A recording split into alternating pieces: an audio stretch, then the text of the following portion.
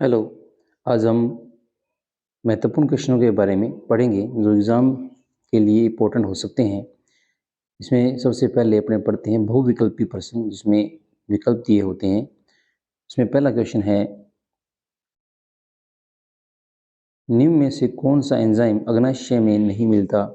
तो अग्नाशय amylase, trypsin, rennin और lipase.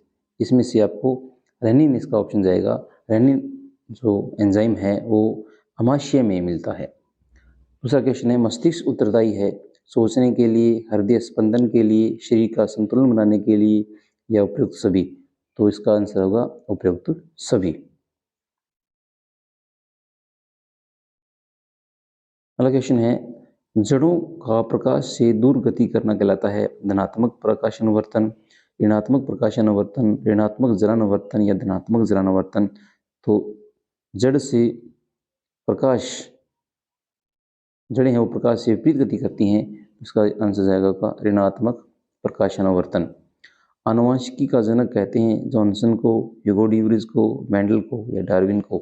तो इसका आंसर होगा आपका ग्रेगर जोहन मेंडल। अगला क्वेश्चन है, निम्न में से कौन सा दर्पण वस्तु का बड़ा प्रतिबिंब बनाता है? समतल दर्पण, उत्तल दर्पण, अवतल दर्पण या इनमें से कोई नहीं? तो इसमें आपका आंसर जाएगा अवतल दर्पण, जो वस्तु का बड़ा प्रतिबिंब बना सकता है। उत्तल दर्पण में हमेशा छोटा प्रतिबिंब बनता है, समतल में समान बनता है। नेक्स्ट क्वेश्चन है, मानव नेत्र की फोकस दूरी में परिवर्तन में से किसके द्वारा होता है? तो ए है पक्षमावी पेशियां, दूसरा पुतली, तीसरा सी कॉर्निया और डी आइरिस। तो आपका आंसर होगा फोकस दूरी को नियंत्रित करने के लिए पक्षमावी पेशियां होती है जो लेंस को क्या है मोटा या पतला करती हैं। अगला क्वेश्चन है, विद्युत धारा का एसआई मात्रक, विद्युत धारा का एसआई मात्रक क्या है? एम्पियर होता है। 12 वोल्ट विभवांतर के दो बिंदुओं के मध्य 2 कूलम्ब आवेश ले जाने में किया गया कार्य क्या होगा? तो आपको इसका याद रखना है कि V बराबर W/Q उसका सूत्र होता है। तो आपको दिया गया है V दिया गया और Q दिया गया है, तो कार्य ज्ञात करना है। तो W बराबर V इंटू में Q हो जाएगा। तो यानी 12 गुणा में 2, आपका आंसर 24 जाएगा। जो ऑप्शन में नहीं लिखा कि आपको 24 दिया होगा, यहाँ पर 14 के 24 है, ये मिसप्रिंट हुआ होगा। नेक्स्ट क्वेश्चन है, FeCl3 का FeCl2 में कहलाता है। ये आपका अपचयन होगा, क्योंकि रेनाइन की कमी क्या कहलाती है?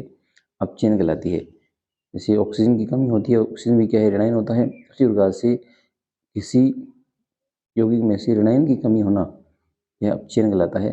तो आपका आंसर बी जाएगा। अम्ल एवं क्षार के विलयन द्वितीय रूप से होते हैं, वो होते हैं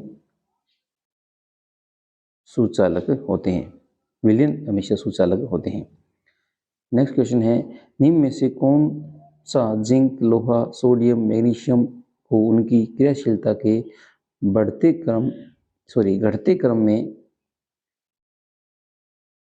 व्यवस्थित करना है इस क्रम को? तो आपको याद रखना होगा, ये पूरी ही लिखनी पड़ेगी, आपको याद रखना पड़ेगा इसमें आपको कि केदारनाथ का माली आलू जरा फीके लाता है, कौन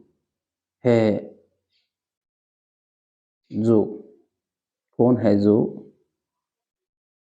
आगे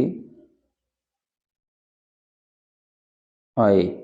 अब ये पूरा लिखने के बाद आपको याद रखना है कौन सा क्रम किस क्रम में जा रहा है। तो सबसे पहले देखो, उसमें सोडियम है, उसके बाद में ऑप्शन में क्या दिया है? मैग्नीशियम दिया हुआ है, उसके बाद में जिंक दिया हुआ है और उसके बाद में Fe दिया हुआ है। तो आपका घटता हुआ क्रम बन रहा है डी, सोडियम, मैग्नीशियम, जिंक और Fe। तो इस तरीके से आपको पूरा लिख करके उसमें से आप उसका घटता हुआ क्रम ढूंढ सकते हैं। नेक्स्ट क्वेश्चन है, सिरके में उपस्थित कार्बनिक अम्ल का नाम बताइए।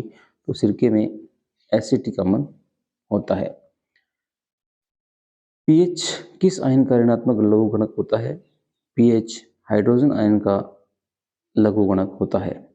पुंकेसर में होते हैं, पुंकेसर में पराग कण होते हैं।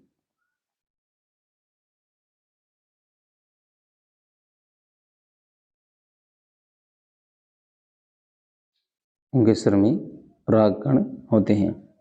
नेक्स्ट क्वेश्चन है, प्रेरित विद्युत धारा की दिशा इनमें से दी जाती है। तो प्रेरित विद्युत धारा की दिशा, अगर बल की दिशा बतानी हो, जैसे फ्लेमिंग का दाएं हाथ का नियम है, फ्लेमिंग के बाएं हाथ का नियम है, तो फ्लेमिंग के दाएं हाथ का नियम को आपको FBI से याद रखना है। इसमें बल, चुंबकीय क्षेत्र और धारा बताई जाती है, और इसको VBI से याद करना है, यानी कि चालक की गति, चुंबकीय क्षेत्र और धारा से। और दक्षिण अष्ट का अंगुष्ठ नियम है, वो आपको, अंगूठा है वो धारा की दिशा को, और उंगलियां वो होगी चुंबकीय क्षेत्र की दिशा बताएगी। तो ये आपका सी आंसर जाएगा इसका। नेक्स्ट क्वेश्चन है, रिक्त स्थानों की पूर्ति कीजिए। तो वह प्रक्रिया जिसके द्वारा कोई जीव अपना भोजन बनाता है या प्राप्त करता है उसे पोषण कहते हैं।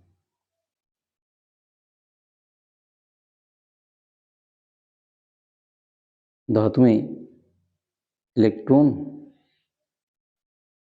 त्याग कर धनायन बना सकती हैं। नर व मादा युग्मकों के संयोग से युग्मनज बनता है।